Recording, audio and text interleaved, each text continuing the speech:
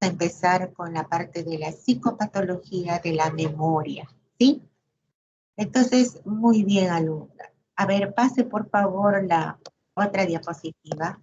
Acá. Concepto. Dice, persistencia de un aprendizaje que nos permite ser utilizado posteriormente. Miren qué importante para ustedes. Si ustedes aprenden, esto les va a permitir ser utilizado posteriormente cuando le hagan las preguntas. ¿Sí? Entonces, qué importante, miren, también es la memoria. Acá no hay que la memoria es más, la conciencia es más, la percepción, todo está articulado. Y maravilloso. Vamos a ver, ¿tienes WhatsApp? ¿Tienes Messenger? Es el cuerpo humano. Sin memoria, careceríamos de normas o guías para regular nuestra conducta. Miren, sin memoria, careceríamos de normas o guías para regular nuestra memoria, nuestra conducta. Imagínense, pues, ¿no? Si no hubiera memoria, no supiéramos de nombres, de normas, de reglas, que se dijo, ¿no? Porque se olvidarían y nadie haría nada. Miren qué desastroso sería, ¿no? Muy bien, la segunda. Entonces, las etapas del proceso de la memoria, decodificación y adquisición de la información, mecanismos que se procesan inicialmente, la información va a ser memorizada, ¿sí? Que va a ser a través de vías sensoriales, ¿sí? Ya también hemos visto los sensoriales, ¿sí? Almacenamiento garantiza de la fijación de la información en el cerebro. Se almacena y se garantiza que se fije, ¿no? Esta información en el cerebro. Muy bien.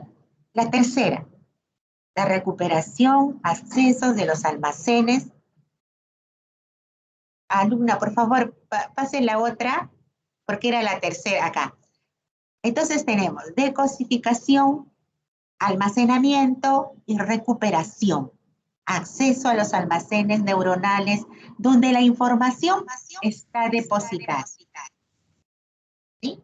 Entonces, miren las tres etapas de la memoria: decodificación, almacenamiento y recuperación. Muy bien, la tercera diapositiva. La clasificación de la memoria de acuerdo con los parámetros temporales, ¿sí? Información sensorial entrada, memoria sensorial, sigue la memoria operativa, sigue la codificación, la memoria a largo plazo, ¿no? Entonces tenemos el decaimiento, la respuesta en estos, digamos, modelos del proceso de la información, denominada en tres almacenes propuestos por Atkinson y Sheridan en 1968. Miren, ya se estudiaba la memoria, ¿por qué? Porque era sumamente también importante para, después vamos a ver al final, las enfermedades o los síndromes que se producen, ¿sí? La memoria sensorial, registro inmediato de la información sensorial. O sea, la memoria sensorial, registro inmediato de la información sensorial. En la mayoría de los casos, somos conscientes de este procedimiento. En la mayoría de los casos, no somos conscientes de este procedimiento, porque es tan rápido que a veces no tomamos conciencia, ¿sí? No somos conscientes de eso. La memoria a corto plazo mantiene información máximo 20 segundos y tiene la capacidad muy limitada. 20 segundos en la memoria a corto plazo. En cambio, en la memoria de largo plazo, la información es mantenida cognitivamente más de 20, pasando a un almacén de largo plazo. O sea, la corta, 20 segundos. Y la memoria larga, más de 20 segundos, y esta se almacena, ¿sí? Entonces, acá vemos memoria sensorial, memoria a corto plazo y la memoria a largo plazo. Esta es la clasificación de acuerdo a los parámetros temporales, o sea, tiempo. ¿Sí? Muy bien. La siguiente diapositiva. La memoria a corto plazo. Vamos a definirla a cada una de ellas. ¿Sí? La memoria de capacidad limitada, que corresponde con el análisis de la información sensorial en áreas cerebrales. Específicamente, ¿cuál? La área visual, la auditiva o sensitivas, ¿no? Y su producción inmediata durante un tiempo muy breve. Por eso es que le llamamos la memoria a corto plazo. La duplicación o la repetición inmediata de la información percibida se mantiene durante un tiempo restringido, aproximadamente 20 segundos, con un span de memoria de 7 elementos. ¿Sí? O sea, esta es la definición de la memoria corta. Más o menos 20 segundos, tengan eso en cuenta, y es la parte sensitiva, que, ¿cuáles son las áreas? Visuales, auditivas o sensitivas, ¿sí? Y es una producción inmediata durante un tiempo muy breve. Por eso es el nombre de memoria a corto plazo. Muy bien, la siguiente diapositiva. La memoria de trabajo. Miren, para todos nosotros, ¿no? No necesariamente, sino que el trabajo que hacemos también al estudiar, a esas cosas. Es un sistema de capacidad limitada, por medio del cual el sujeto puede retener, manipular la información, lo que permitirá realizar una serie de tareas cognitivas, entre las que incluimos la comprensión, el razonamiento y la resolución del problema. Miren, 3 cosas importantes incluir: comprensión, el razonamiento y la resolución del problema. Relacionada con la capacidad atencional y la velocidad del procedimiento de la información. Qué importante es la información. Incluyen 3 subsistemas: controlador, ¿no? Atencional, ejecutivo central, selección y ejecución de las estrategias y seleccionar lo fundamental de los accesorios, además de la función almacenamiento temporal. Todos estos sistemas esclavos, el fenológico o articulatorio, y una pizarra o un registro visoespacial. Mantener la información hasta que su eliminación o fijación entre otro almacén. Miren, es bien esta parte es también un poquito abstracta, ¿no? Porque esto lo vamos a ver cuando nosotros entrevistamos al paciente. Cómo está su sistema, cómo controlar su atención, ¿no? Entonces, por eso es importante que nosotros aprendamos a entrevistar y a saber lo que estamos haciendo. Muy bien, la tercera, ya no, la quinta, creo. Entonces, acá ya tenemos la memoria a largo plazo, ¿sí? Memoria explícita o consciente.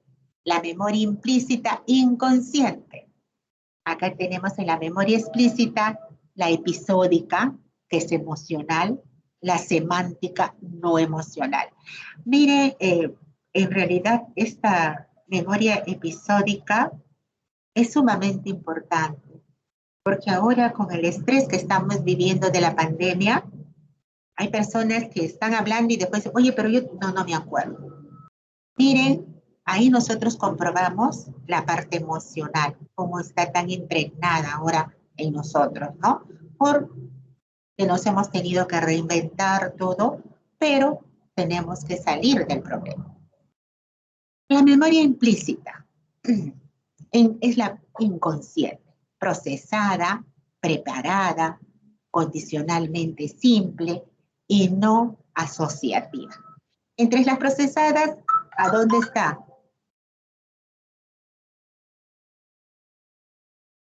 Los ganglios basales cerebrales. La preparada, neocorteza frontal. Las condicionamientos simples, el cerebro. Las no asociativas, las vías reflejas. Mire cómo específicamente, cómo lo podemos explicar. Tanto la memoria explícita como la memoria implícita, ¿no? La consciente y la inconsciente. Muy bien, la siguiente.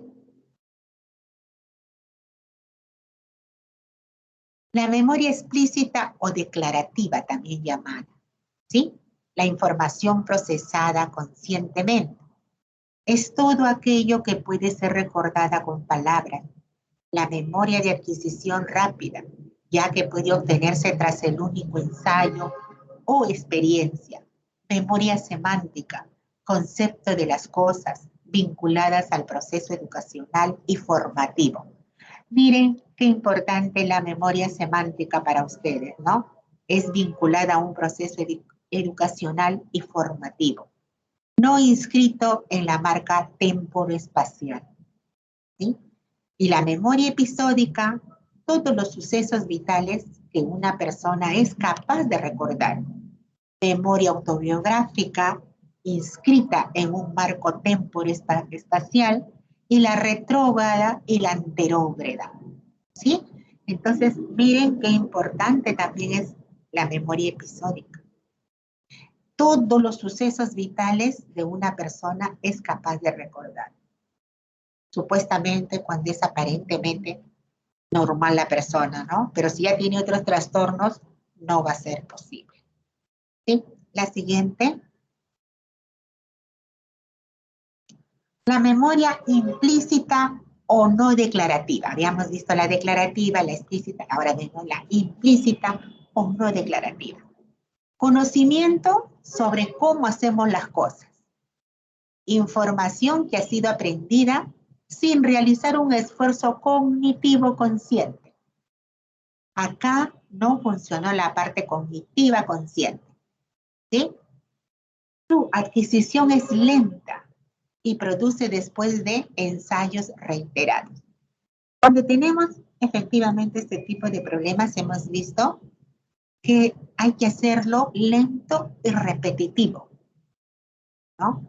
Los tipos, el procedimental, nos permite adquirir habilidades perceptivas, motoras o cognoscitivas, preparada al reconocimiento de un determinado ítem, la palabra u objeto, y se facilita por una exposición previa.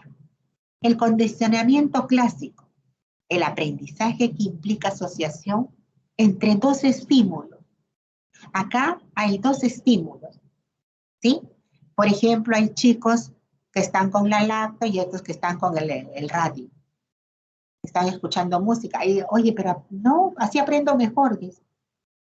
Condicionamientos clásicos. El aprendizaje que implica asociación entre dos estímulos.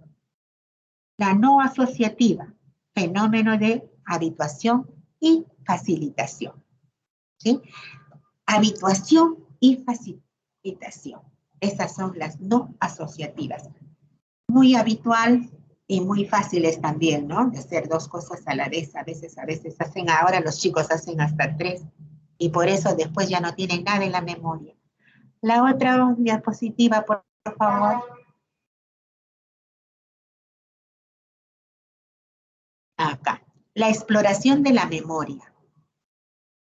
Mire, acá, esto ya lo hacemos ya con los pacientes, digamos, que están hospitalizados y que vemos que ya nos está dando ciertas síntomas, ¿no? Si es explícita o es implícita. Entonces comenzamos a hacer ya la exploración de memoria. La verdad es que esto lo hacen más los neurólogos. Ellos tienen una gran facilidad para hacer estos tipos de proyección. La exploración clínica de la memoria. A corto plazo, repetición de la palabra. Bicicleta, cuchara, manzana. O sea, nosotros queremos a plazo corto, tenemos que hacer la repetición de palabras. La memoria a largo plazo o memoria episódica. La memoria antrógrada, interrogar sobre los hechos recientes que cenó en la noche. Lo más fácil, ¿no? Memoria retrógrada, interrogar sobre la información personal o hechos relacionados con la historia personal del sujeto. Para la memoria semántica, automatismo verbal, el barbero. Era pues el barbero de Sevilla. Después ven ustedes la repetición de los dígitos, la repetición de dibujos, le hacemos dibujar, la repetición de las palabras, el recuerdo, reconocimiento de los objetos, ¿no? ¿Qué le parece este objeto? ¿A qué se asemeja? Y la influencia verbal de los nombres de las frutas. Ese es otro también clásico que se explora. El conocimiento general. Por ejemplo, nosotros ahí podemos preguntar, aquí por ejemplo hemos puesto la capital de Japón, podemos puesto la capital de Francia, de Inglaterra, ¿no? Esa es ya para nosotros podemos hacer ya, de acuerdo a esto, de cualquier país. La exploración clínica de la memoria. La siguiente.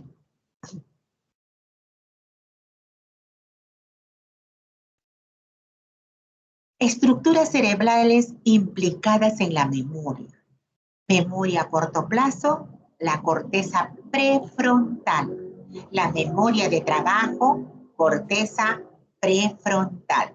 La memoria declarativa en el lóbulo temporal medio y al diencéfalo. ¿Sí? Miren, la memoria a corto plazo y la memoria de trabajo es en la misma área. Pero ya la memoria declarativa, ya estamos viendo el problema en el lóbulo temporal medial y el diencéfalo. La memoria no declarativa, en los ganglios basales, el cerebro y la amígdala. En los mecanismos de consolidación se localiza en el torno del hipocampo. Mire, qué importante es la parte estructural del cerebro, ¿no? Porque nos da específicamente dónde es el problema que radica. Se localiza, ¿no? Entonces, cuando hay este mecanismo de conciencia, ¿está localizado dónde? En el hipocampo, ¿sí? Muy bien, la siguiente.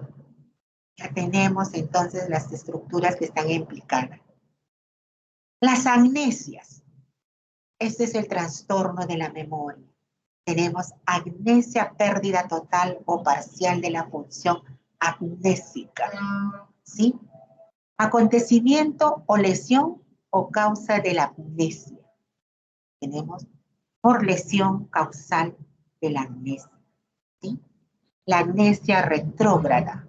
Incapacidad para recordar información previa a la lesión. No puede recordar la información previa a la lesión.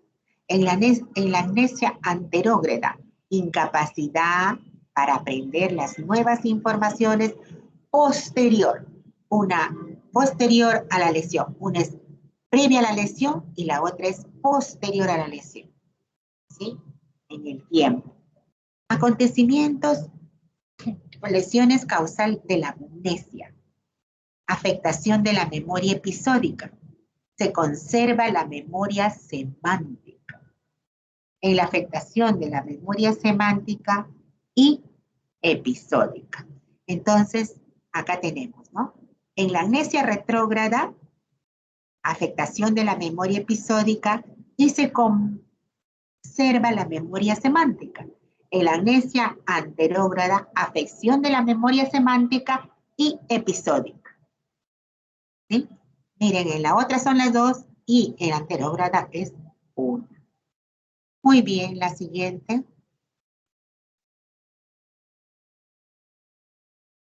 La amnesia lacunar, acá no sé qué pasó, se fue la pérdida de la memoria parcial que abarca un periodo de tiempo concreto. Pérdida o disminución de la conciencia, coma, obnubilación o confusión. Miren cómo se va articulando acá. Y acá estamos viendo, ¿no? De la conciencia, coma, obnubilación o confusión. En la amnesia lacunar.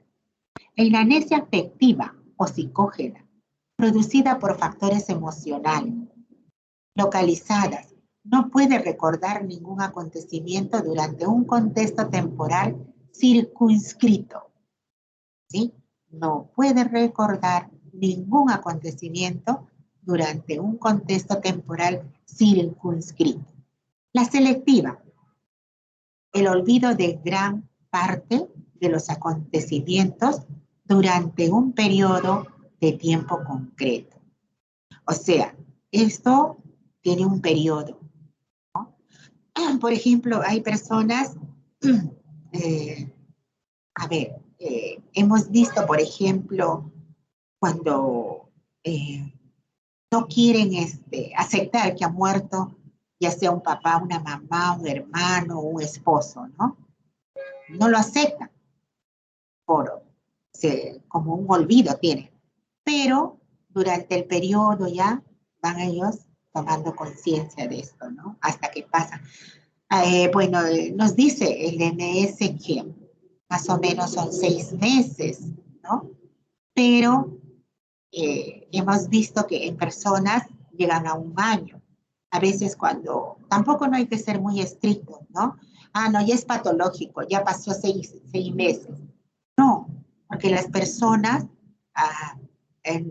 unas son muy afectivas, otras medianas y otras poco afectivas, para mí.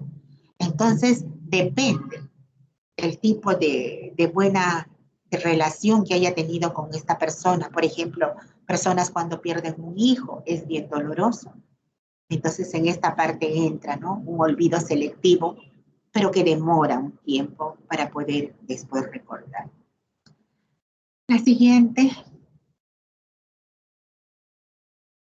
Formas clínicas de la amnesia. En las formas clínicas de la amnesia tenemos un síndrome amnésico, ¿cuál? Disfunción o lesión cerebral producida por un déficit de la memoria. Se preserva la capacidad intelectual, la atención, el lenguaje, la percepción o habilidades motoras o sensoriales. Se presenta una amnesia anterógrada que podrá coexistir o no con una amnesia retrógrada. Puede o no coexistir las dos, ¿sí? La memoria reciente, la memoria implícita está intacta, dice. Otra, puede haber algunos cambios sutiles de la personalidad. Puede haber unos cambios sutiles de la personalidad. Es cierto, también se ve ahí ciertos cambios, ¿no? Pero yo no diría de la personalidad. Bueno, no quiero contradecir por qué. Porque la personalidad ya es una forma estructurada. Ya la persona es tal cual. Para mí, ¿no? Por lo que hemos leído que eso no se puede, ¿cómo le digo? Cuando hay un trastorno de personalidad, así de medicamentos, de lo que sea, no funciona. Por eso es bien importante hacer esta delimitación. Si es cuestión de personalidad, ni terapia. Hemos visto personas que tienen 5 o 6 años en terapia y no cambian. ¿Por qué? Porque es patonormónico de la persona. Bien difícil es romper eso. Sí, acá tenemos, por ejemplo, el síndrome de Korsakoff. La siguiente.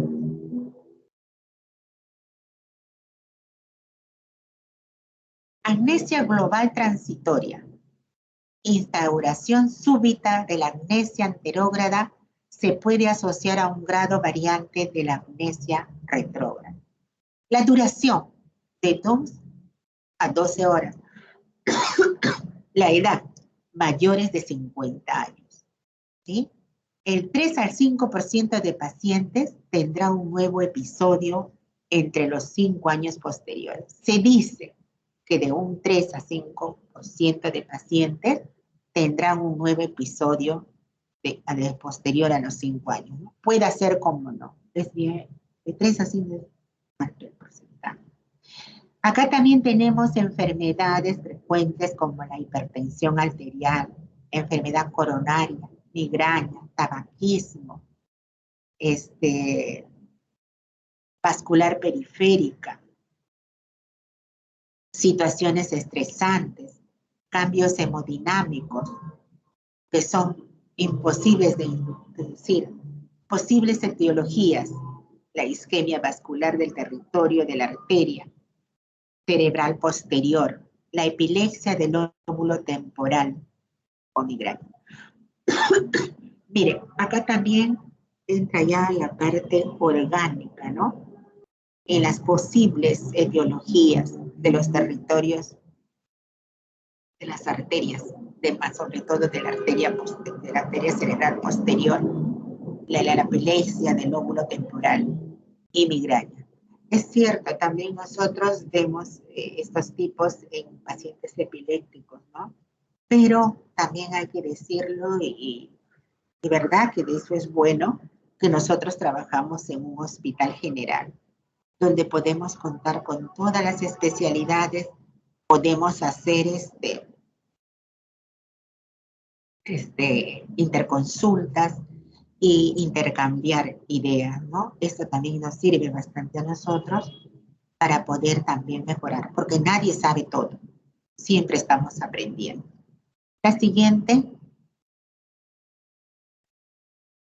Amnesias funcionales, los trastornos de la memoria con un sustrato neurológico escasamente definido.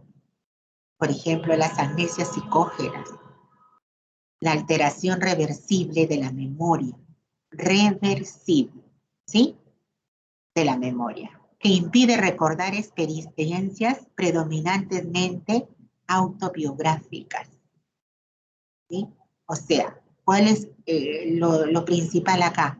Que no puede recordar sus experiencias, ¿no? Autobiográficas. Eso es lo más relevante acá. El tipo de amnesias casi siempre es anterógrada. Puede consistir con una amnesia retrógrada, lo que habíamos visto delante. Suele aparecer los trastornos, acontecimientos traumáticos o situaciones muy estresantes. O sea, son acontecimientos traumáticos o situaciones muy, muy estresantes. A veces el estrés hace muchas personas se olviden y son demasiado sensibles, diría yo.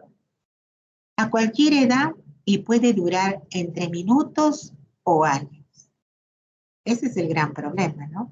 Que puede ser de minutos a años. Bueno, si es minutos, está bien, pero ya cuando son años, ya es un poco difícil, a veces desesperante no poderse acordar. La perseveración de las capacidades cognitivas generales, buen vocabulario y conducta social adecuada. ¿Sí? La preservación de las capacidades cognitivas generales, buen vocabulario y conducta social adecuada. El diagnóstico diferencial, trastorno de una amnesia, de un trastorno amnésico y una amnesia simulada. Esto también últimamente para nosotros es un gran problema, porque a veces no tenemos, pues, cómo decir, esta es una amnesia simulada, sobre todo cuando en adolescentes, ahora los adolescentes hacen cosas delictivas y si le ponemos, pues, un trastorno amnésico, ¿no? Entonces va a ser inimputable. Pero a veces son tan simuladores que no sabemos, entonces hay que hacer bien un diagnóstico diferencial. tenemos que ir pues también a ver ya la parte orgánica. Entonces ahí nos apoyamos con los neurólogos, ¿no? Porque ya si hay una lesión orgánica ya es más fácil. Pero verdad que cada año estamos viendo que los jóvenes son muy simuladores y te lo dicen con tal convicción y a veces uno dice, pues nos deja, ¿no? Entre el sí y el no, estamos ahí divariando. Pero para eso hay los recursos también, ¿no? Las tomografías, para poder ir con la ayuda de los neurólogos, porque para que sea inimputable, pues vamos a tener que vamos al Poder Judicial, nos cita, nosotros también vamos y defendemos a veces nuestros diagnósticos, ¿no? Pero de una manera sólida. Pero cuando no tenemos una tomografía y la tomografía está normal, no podemos encontrar nada. A veces nos quedamos también en el limbo. No es fácil, pero felizmente no es muy... Habremos ido 2, 3 veces al Poder Judicial, a la Fiscalía, pero tenemos que dar como profesionales un diagnóstico y a veces es un poco difícil la cosa, porque no hay nada absoluto. La siguiente.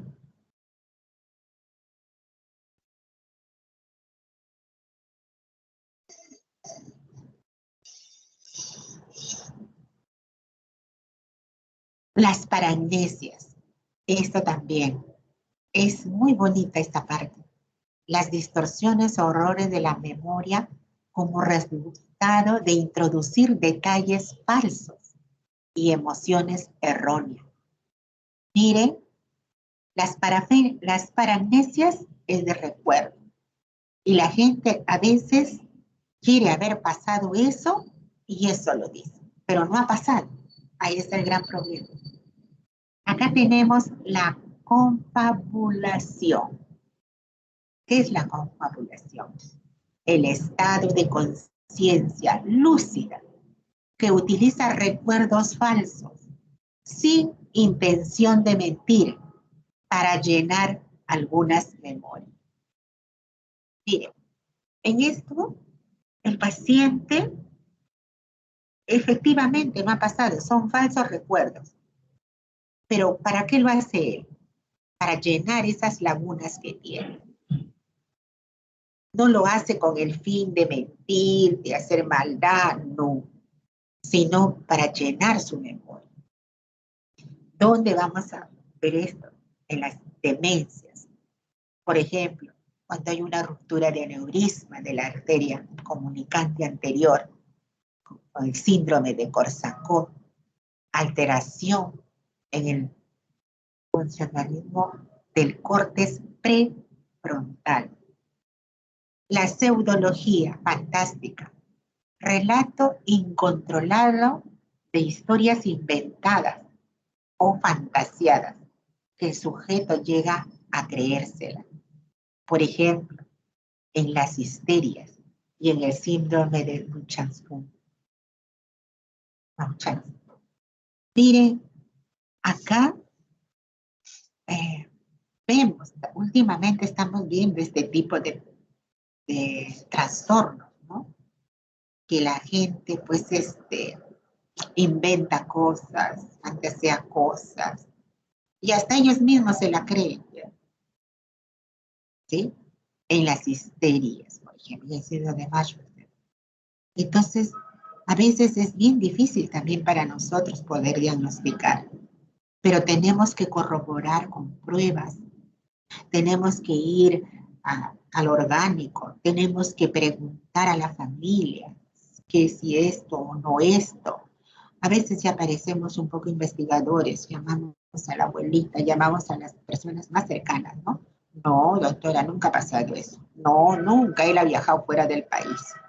Pero él te relata que ha estado en Francia, que ha estado en Rusia. Entonces, una vez dice, pues, ¿no?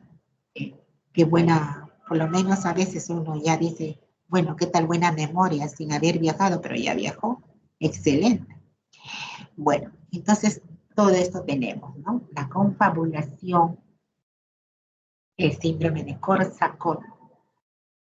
Tenemos en pseudología fantástica, ¿no? Es incontrolable. Y esto lo vemos nosotros en los histéricos y en el síndrome de Munchausen. La siguiente son las paramnesias. Las paramnesias de reconocimiento. Impresión de haber visto o oído una situación concreta o al contrario. Las paramnesias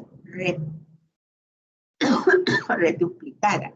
El sujeto está convencido de que una persona, un lugar, objeto, está duplicando en estados confusionales y demencia. ¿Dónde se da esto? Nosotros más vemos en demencias, los que se dedican a la psicogeriatría. También tenemos una doctora que trabaja en psicogeriatría y a veces hemos escuchado estas cosas. Además, los falsos reconocimientos en que el paciente identifica a una persona como erróneamente conocida, cuando nunca la ha visto, el síndrome de Korsakoff o demencia y estados confusionales. El paciente jamás ha visto a esa persona, pero él dice que sí. Entonces, miren, todos estos síndromes se han ido confesionando porque se encuentra la psicopatología tan rica a veces, pero como digo, más esto ya lo vemos en las personas ya de edad, ¿no? En las demencias seniles. La siguiente, la demencia. Los problemas de la memoria suelen ser primeros síntomas. El Alzheimer primero afecta a la memoria episódica y luego a la memoria semántica. Ustedes ya todos hemos escuchado sobre el Alzheimer, ¿no? Que hay que tener mucho cuidado. Y ahora, últimamente, cada cosa que sale, pero no es que ya tiene y lo va, no. Ahora ustedes tienen que practicar deporte, tantas cosas que han salido. A unos dicen tener que comer cacao, pero desde pequeños, pues es como cuando ustedes van a un banco, ¿no? Es como tienen que empezar de cero, poco a poco tienen que ir hasta que junten el dinero. No es en el momento que sea, el momento que se da, ya es difícil.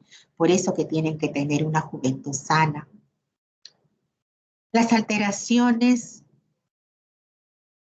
que vemos en la memoria de trabajo, por ejemplo. El Parkinson, normal, afectación de la memoria de trabajo, afectación de la memoria episódica y en etapas avanzadas de la enfermedad. Entonces tenemos el Alzheimer, la alteración de memoria de trabajo y la de Parkinson. Eso también nosotros vemos la de Parkinson en personas de edad. Vemos, pero como digo, esta parte de memoria más se ve en personas de avanzada edad. La siguiente. Acá sí tenemos ya la propia sintomatología, ¿no? De que nosotros vemos cotidianamente.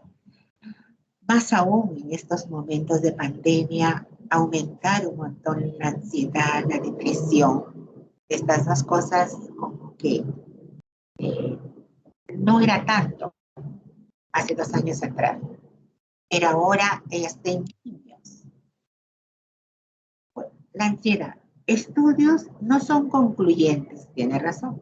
Sujeto está más alerta al objeto amenazador o fóbico, sin embargo, parece ser que hay un menor recuerdo. ¿Sí? Cuando nosotros ya hablamos de fobia, ya no hablamos de... El miedo, señores, es normal. Las fobias no es normal. ¿Por qué? Porque es un miedo irracional. En cambio, todos podemos tener miedo. Eso es normal, ¿sí? La depresión, la dificultad de concentración, atención o memoria son reversibles. Presentan un selectivo o filtro negativo. Acá nosotros cuando es una depresión, en ese momento, ¿no? Pero después vuelves a recordar. ¿Por qué? Porque en ese momento no está bien tu concentración, tu atención o memoria. Por eso le decimos, es reversible. Los cuadros confusionales, la afectación de ambos, de la corta, de la larga, alteración de la conciencia, atención y percepción durante el cuadro confusional, es frecuente los falsos reconocimientos. Tras las resoluciones de paramnesias reduplicativas o confabulación que ya hemos visto. Muy bien, la siguiente. La tenemos la memoria a corto plazo, la memoria a largo plazo, ¿no? Ahí está bien. Tenemos dos cosas importantes acá en esto, la esquizofrenia. La afectación más grave de la memoria en paciente con esquizofrenia crónica. Algunos estudios indican mayor rendimiento de las pruebas de memoria en los pacientes con esquizofrenia paranoide y en los afectados por esquizofrenia no paranoide. Las alteraciones, tanto en la memoria de corto plazo y la memoria de largo plazo, las memorias de trabajo, de efecto cognitivo básico, mayor deterioro de la memoria explícita que la implícita. Antipsicóticos atípicos pueden mejorar el rendimiento de las distintas pruebas amnésicas.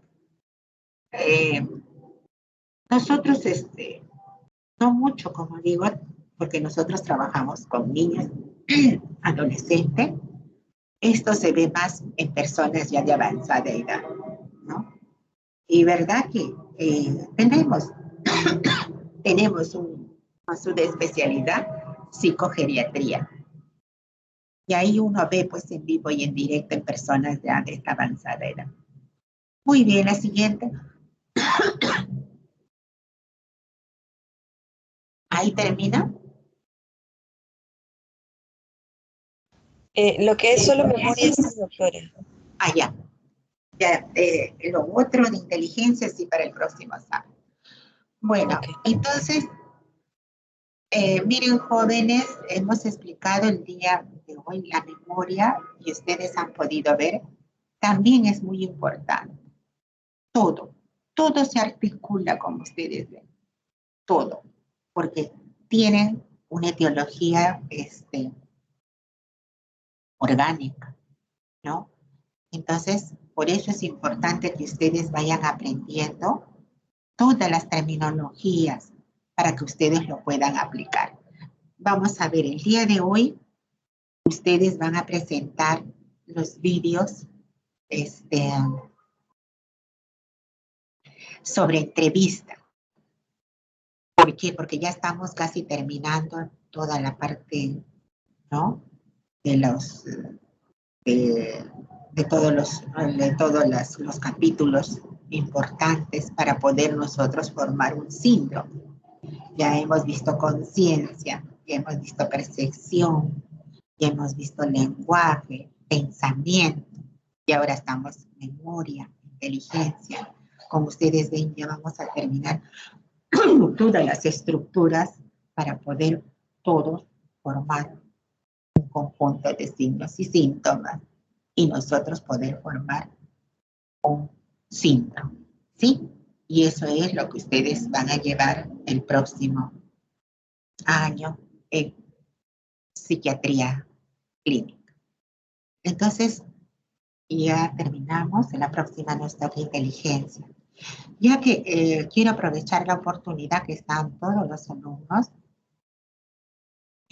por favor, estudien sus términos. Lo único que queremos es que aprendan sus terminologías de cada capítulo,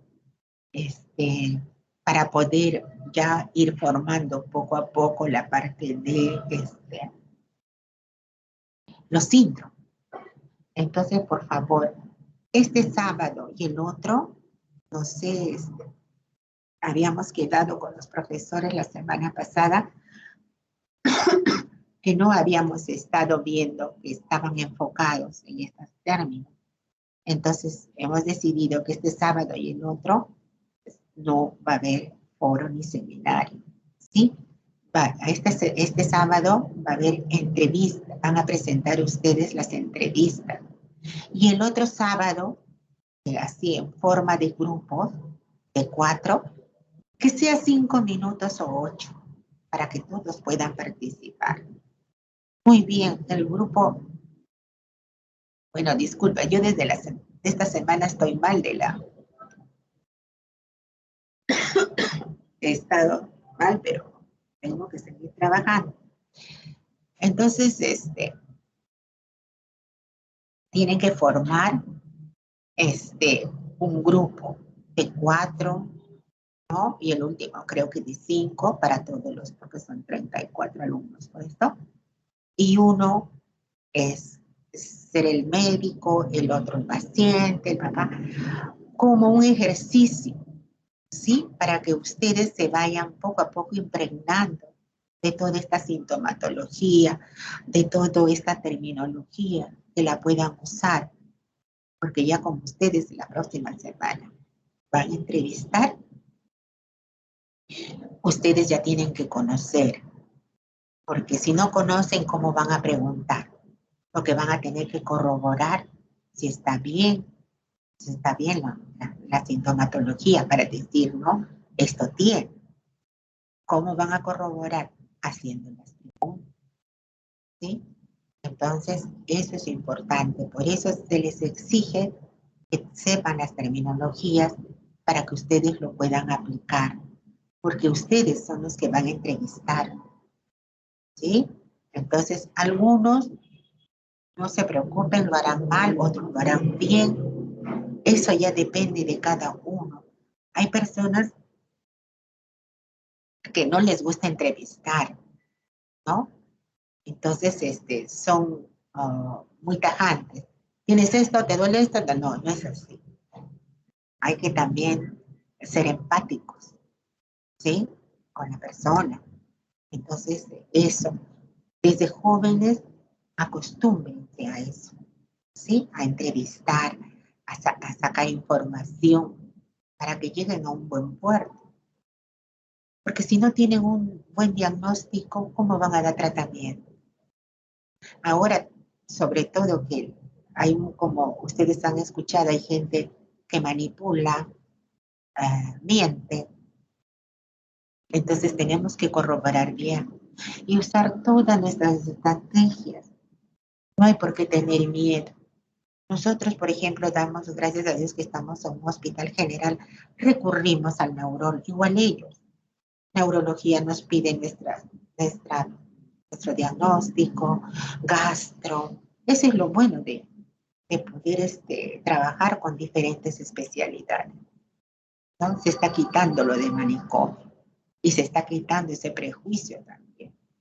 Hay mucho prejuicio. Nadie quiere.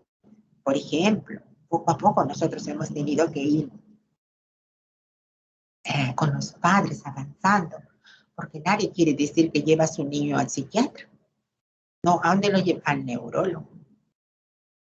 Y no es que el niño esté loco, no, sino que ahora hay un montón de síndromes, ¿no? El autismo, ¿no? Entonces, nosotros vemos ahora un montón de niños autistas que razonan muy bien todo, sino que tienen otro tipo de problemas, ¿no? No sociabilizan. Entonces, eso es importante, que ustedes sepan hacer un buen diagnóstico para dar un buen tratamiento. Mire, en los años X, al epiléptico lo trataban como loco. Y el epiléptico no es loco, ¿sí? Entonces, todas esas cosas tenemos que ir mejorando. Todas esas cosas tenemos que nosotros ir avanzando. no poderlo encasillar. Por eso es importante saber la terminología, importante es formar el síndrome para poder nosotros ayudar de la mejor forma a las personas. Y mientras, a Dios gracias, hay gente joven, residentes jóvenes que, verdad, lo están haciendo muy bien. Y eso para nosotros nos alienta que haya más psiquiatras, ¿no? Somos 32 millones de personas. No hay psiquiatras en Trujillo, Madre de Dios. No, en Trujillo creo que sí hay 2. En Madre de Dios, en Tacna, no sé, porque los especialistas son pocos. Ojalá que vayamos creciendo en todas las especialidades para poder brindar bien a nuestros ciudadanos, ¿no? Nuestra atención. Bueno, entonces por favor estudien porque esta semana, la última semana, se les va a tomar un paso. Y se va a sumar y se va a dividir entre todos los pasos que han dado agosto, septiembre y octubre. ¿Sí? Y de ahí salió una nota. No sé qué alumna me preguntó, y verdad que a veces tiene que haber una buena comunicación para que ustedes estén enterados. La asistencia es sumamente importante. Veo que ahora han entrado muy bien, antes de las 8, 5 minutos antes. Eso también es bueno, señores. Acostúmbrense. Porque el día que vayan a hacer guardias, si no están 8 en punto, 8:05 les sacan la asistencia. Y no por eso, sino porque debe ser una costumbre. Entonces, muchas cosas hay que aprender. Y ustedes son jóvenes. Y ustedes son el futuro. Así que deben ir bien preparados. Muy bien. Entonces, comenzaremos con la práctica. A ver, son 8:53. Voy a pasar lista.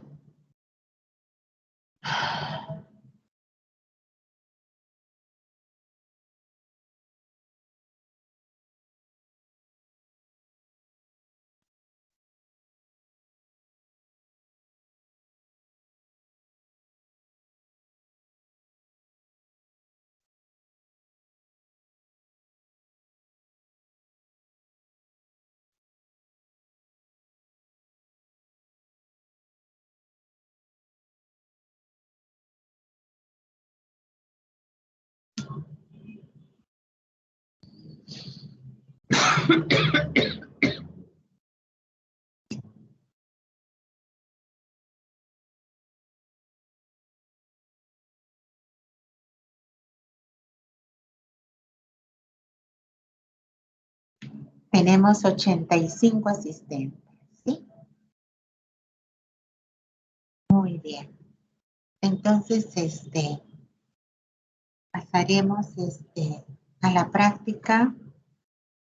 Los de mi práctica se quedan acá en este salón. A ver, voy a hablar con la delegada